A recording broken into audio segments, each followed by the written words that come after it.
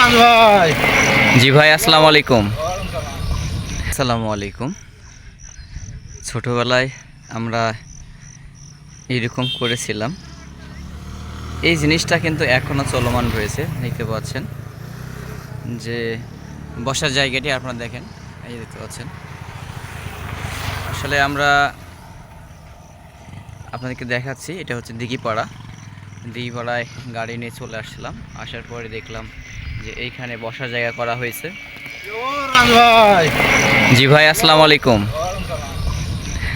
আসার পরে এখানে দেখতে পাচ্ছি বসার জায়গা রয়েছে। আমরা কিন্তু ছোটোবেলায় করতাম, কিন্তু এখনও কিন্তু আমাদের গ্রাম পর্যায়ে কিন্তু এখনও মাঝে মধ্যেই জায়গাটা এইগুলো দেখা যায়। এই বসার জায়গাগুলো আসলে ইয়াং ছেলেপেলে যারা রয়েছে, যারা সাধারণত লেখাপড়া করে বা বিয়ে শাদী করে নাই, এই ধরনের ছেলেপেলে কিন্তু এই ধরনের কাজগুলো বেশিরভাগ করে থাকে। তো আপনারা কেমন অভ্যস্ত, আপনারা ওই কাজগুলো করেন কিনা একটু জানাবেন। ভালো থাকবেন। আপনার রাজু ভাই, নিয়ামতপুর।